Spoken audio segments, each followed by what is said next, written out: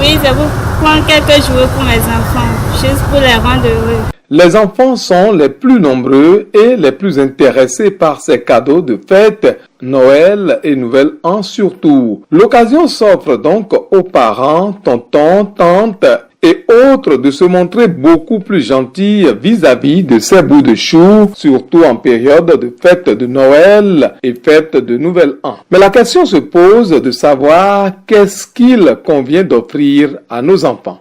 Je crois que l'État béninois ou tout État, toute société est préoccupée par la nécessité d'avoir des citoyens de qualité, des citoyens pacifistes, des citoyens et non violents. Alors cela entraîne la nécessité que les parents puissent acheter à leurs enfants, puissent privilégier des cadeaux qui éduquent, des cadeaux instructifs. Et je veux parler par exemple d'une voiturette, un camion de transport de produits réalisé d'une manière très particulière pour plaire.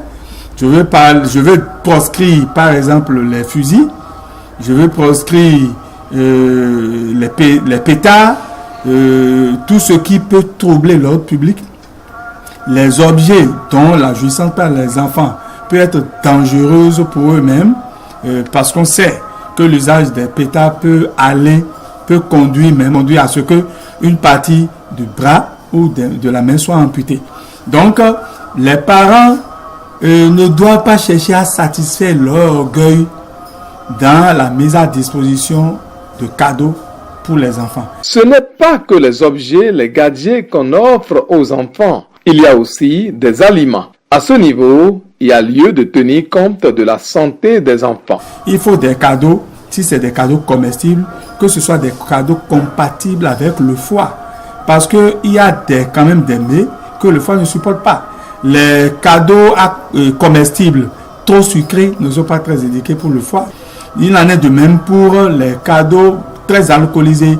Il en est de même pour la consommation d'alcool. Je voudrais rester ici sur les principes pour exhorter les parents, pour rappeler aux parents qu'après la fête, les enfants doivent continuer par vivre. En matière de cadeaux, le téléphone portable entre en ligne de compte et nombreux sont les parents qui pensent l'offrir à leur progéniture afin de les encourager à mieux exceller, travailler à l'école. Aujourd'hui, les spécialistes de l'éducation sociale pensent que ce choix n'est pas sans conséquences. L'une des conséquences justement de la mondialisation, c'est les téléphones portables. Mais l'enfant a besoin du téléphone portable. Pourquoi? Un enfant dans le milieu scolaire n'a pas besoin de téléphone portable. Donc c'est proscrit dans mon établissement. Si on le voit avec le téléphone portable, le téléphone est saisi et les mesures disciplinaires sont engagées par rapport à ça.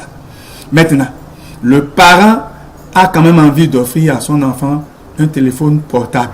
Ce téléphone portable certainement a usage en week-end, certainement a usage pendant les congés ou pendant les vacances. En tout cas, pas à usage en milieu scolaire.